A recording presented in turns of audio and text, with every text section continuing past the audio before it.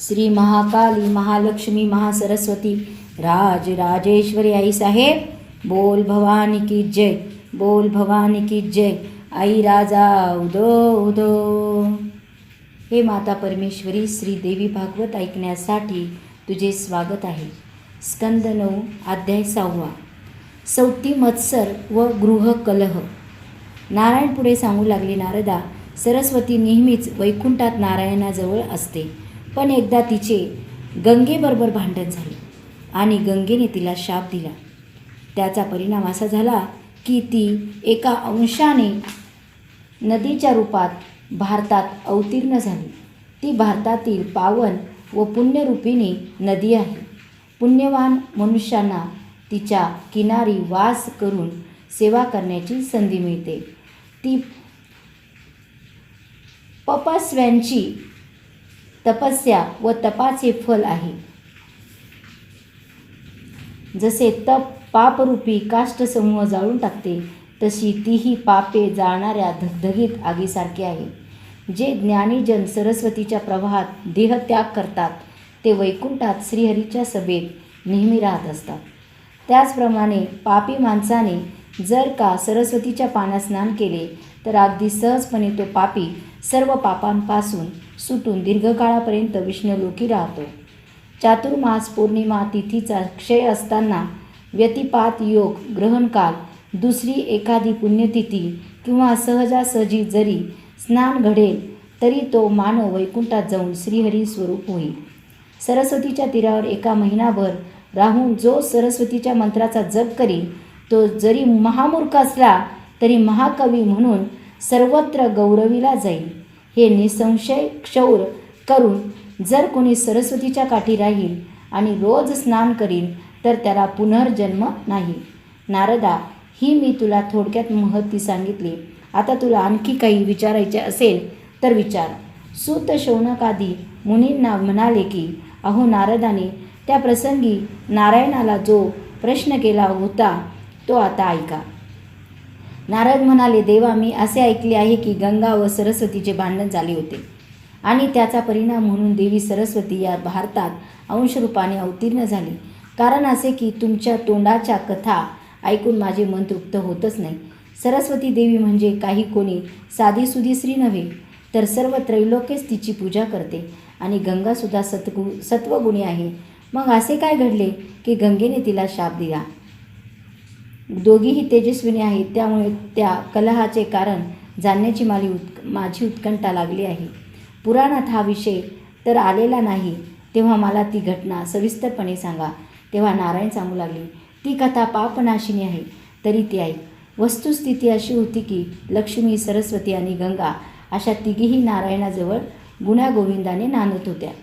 एकदा गंगेने हास्यमुखाने तिरक्या नजरेने नारायणाकडे पाहिले। नारायणानेही हसून तिला तसाच प्रतिसाद दिला। दोघांची अशी नजरानजर चालू असलेली पाहून लक्ष्मीला त्याचे विशेष असे काहीच वाटले नाही, पण सरस्वतीला मात्र फार राग आला।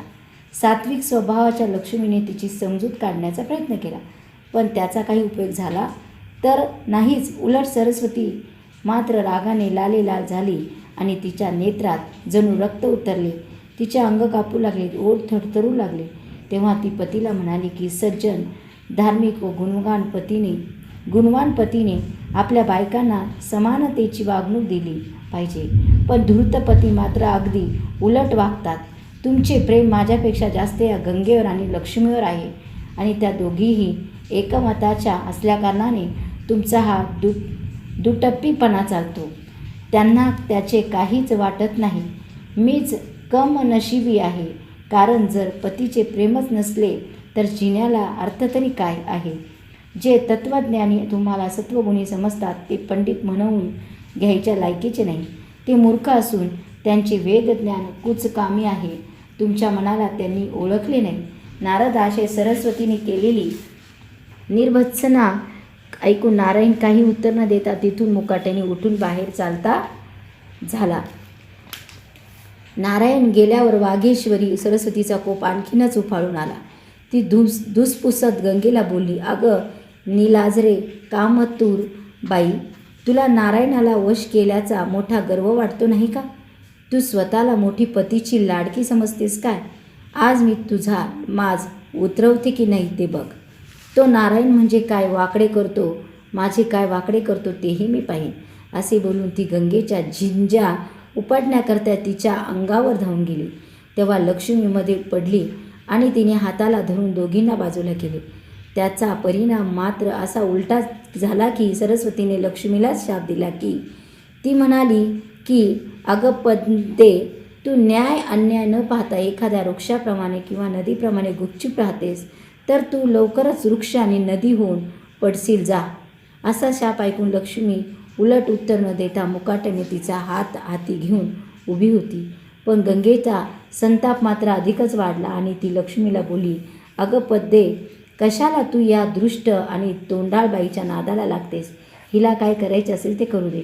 हिच्यापाशी केवळ वाणीचे बळ आहे. पण तिने माझ्याशी वादविवाद करावा म्हणजे तिला माझेही बळ किती आहे ते समजेल. तेव्हा तू आता मध्ये न पडता गप्प उभी राहा आणि काय होते ते पहा. मग ती वळून सरस्वतीला म्हणाली, तू हिला नदी होण्याचा शाप दिलास ना,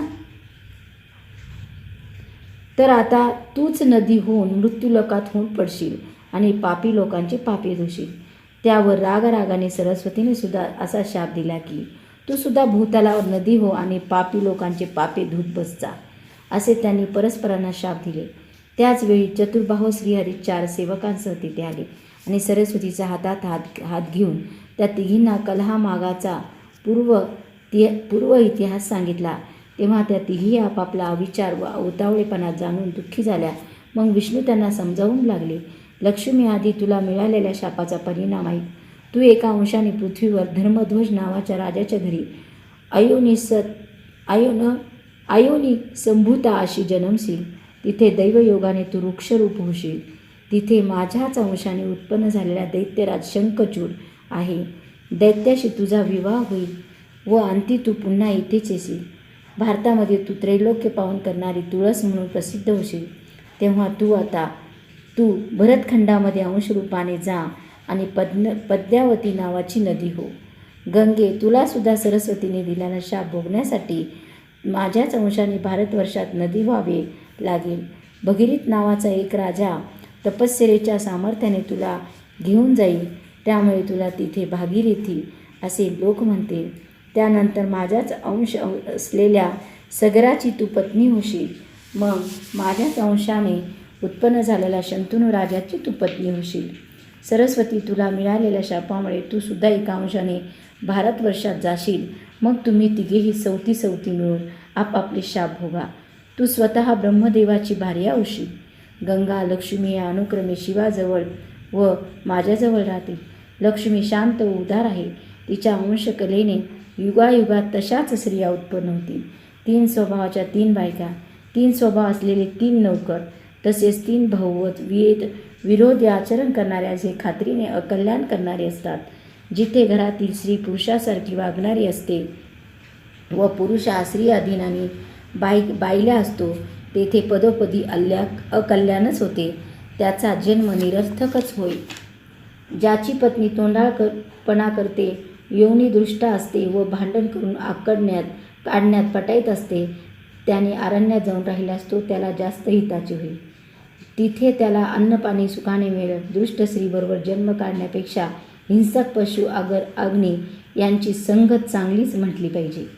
व्याधींचा ताप व विषांचा दाह व दृष्ट स्त्रीच्या बोलण्यापेक्षा फार बरा. ज्याला स्त्रीने नाकात व्यसन घालून ठेवलेला असतो तो मेल्यानंतरच शुद्ध होतो. तो दिवसा जी कर्मे करतो ती सर्व निष्फळ होतात. त्याची इहलोकी व परलोकी निंदा होऊन शेवटी तो नरकाचीच वाट धरणार. यश व कीर्ती ही त्याच्या नशिबी असतात. तो जिवंत असून मेल्यासारखाच समजा. तसेच सवती म्हणून सुखाने राहतील ही गोष्ट केवळ अशक्य आहे. एक पत्नी असणारा खरा सुखी होत नसतो, तर मग अनेक बायका करणाऱ्या पुरुषाची गोष्टच कशाला काढता. तेव्हा आता मी सांगतो ते ऐका. गंगे, तू कैलासावर शिवापाशी जाऊन राहा. सरस्वती, तू ब्रह्मदेवाच्या आश्रयाला जा. ही कमलवासिनी सुशील अशी कमला मात्र माझ्याजवळच राहील. ज्याच्या पत्नी प्रतिवर्ता सुशील व आज्ञाधारक अशी असेल त्याला इथे तर जन्मभर सुख मिळेलच, पण परलोकातही मुक्तीचा लाभ होतो. स्त्री प्रतिवर्ता असल्याचे फळ हेच आहे की असा मनुष्य सर्व सुखे भोगून जीवन मुक्त होतो. पण ज्याची स्त्री दृष्ट चारित्र्यहीन असेल अशा त्या मनुष्याच्या वाट्याला दुःखच दुःख येते किंवा तो जिवंत प्रेताप्रमाणे आहे असे म्हटले तर ते अधिक योग्य ठरेल. श्री महाकाली महालक्ष्मी महासरस्वती राजराजेश्वरी आई साहेब बोल भवानी